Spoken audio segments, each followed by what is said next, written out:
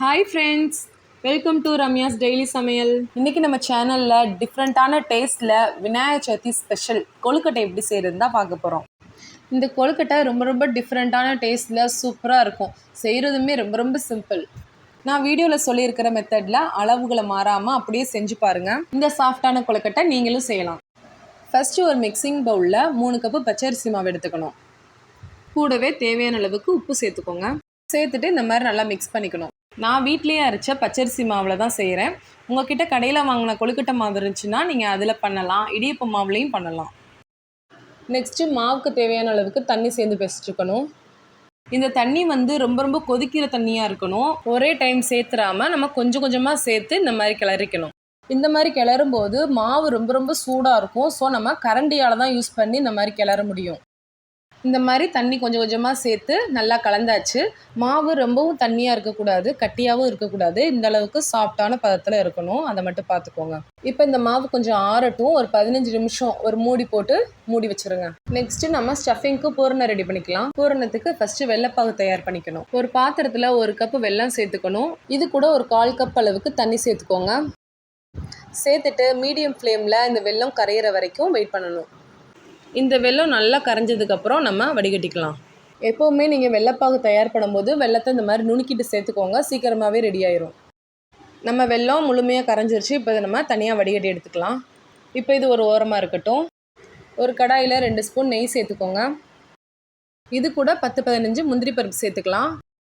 உங்ககிட்ட முந்திரி பருப்பு இல்லைன்னா உங்ககிட்ட எந்த நட்ஸ் இருக்கோ நீங்கள் அதை சேர்த்துக்கோங்க. சேர்த்துட்டு முந்திரி பருப்பு இந்த மாதிரி பொன்னிறம் மாற வரைக்கும் வறுத்துக்கணும். இதோ இந்த அளவுக்கு. அடுத்து இது கூட ஃப்ரெஷ்ஷாக துருவின தேங்காய் துருவல் சேர்த்துக்கணும். நான் இன்றைக்கி 1/2 கப் தேங்காய் துருவல் தான் எடுத்திருக்கேன். இதை ட்ரை ரோஸ்ட் பண்ணணும்னு தேவையில்லை. நம்ம தேங்காயோட வாசனை வர வரைக்கும் இதை வறுத்துக்கலாம். நம்ம தேங்காய் துருவலோட கலரும் சேஞ்ச் ஆகிருக்கு, வாசனையும் சூப்பராக இருக்குது. இப்போது இந்த ஸ்டேஜில் நம்ம வெள்ளைப்பாகு சேர்த்துக்கலாம். நீங்கள் வெல்லத்துக்கு பதில் நாட்டு சர்க்கரை இல்லைனா ஒயிட் சுகர் கூட சேர்த்துக்கலாம். ஸ்டார்டிங்கில் கொஞ்சம் தண்ணியாக இருக்கிற மாதிரி தான் இருக்கும். நீங்கள் 2-3 நிமிஷம் இந்த மாதிரி சிம்மிலையே நீங்கள் கலந்து எடுத்துக்கிட்டிங்கன்னா கட்டியாயிரும்.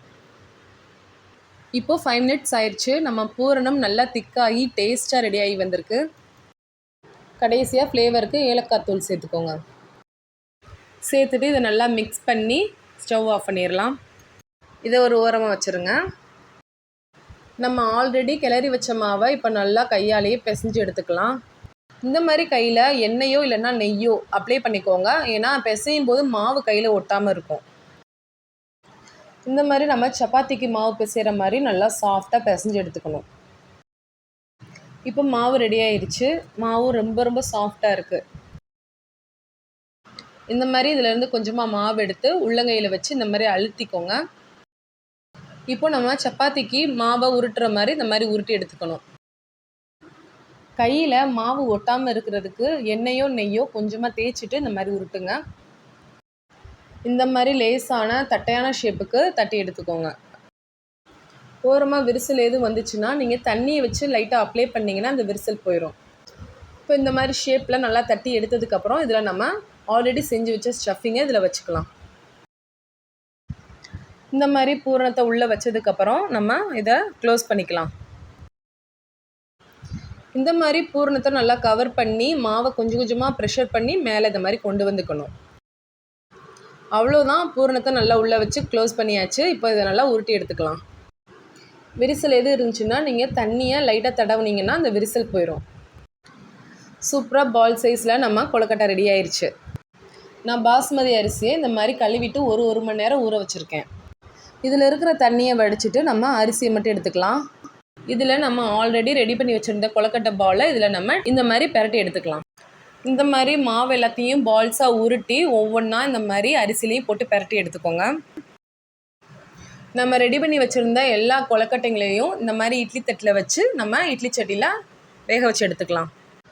பிளேட்டை நம்ம இட்லி பாத்திரத்தில் வைக்கும்போது தண்ணி நல்லா கொதிச்சிருக்கணும். அப்போ தான் நம்ம கொழுக்கட்டையெல்லாம் நல்லா சாஃப்டாக வெந்து வரும். அவ்வளோதான், நம்ம ஒரு 15 நிமிஷம் கழித்து நம்ம இட்லி பாத்திரத்தை ஓப்பன் பண்ணலாம். இப்போ 15 நிமிஷம் ஆயிடுச்சு. நம்ம கொழுக்கட்டைலாம் ரொம்ப சூப்பராக ரெடியாகி வந்திருக்கு. இதை நம்ம சுட சர்வ் பண்ணலாம். இந்த கொழுக்கட்டையில் நம்ம சேர்த்த பாஸ்மதி ரைஸ் கூட ரொம்ப ரொம்ப சாஃப்டாக சூப்பராக வெந்து வந்திருக்கு. இது பார்க்க ரொம்ப க்யூட்டாக டிஃப்ரெண்ட்டாக இருக்கிறதுனால குழந்தைங்களுக்குலாம் ரொம்பவே பிடிக்கும். ஸோ கண்டிப்பாக வீட்டில் ட்ரை பண்ணி பாருங்கள். ஓகே ஃப்ரெண்ட்ஸ், வீடியோ பிடிச்சிருந்தா லைக் பண்ணுங்கள், கமெண்ட் பண்ணுங்கள், ஷேர் பண்ணுங்கள். நம்ம சேனலை மறக்காமல் சப்ஸ்கிரைப் பண்ணுங்கள். Okay friends, thank you.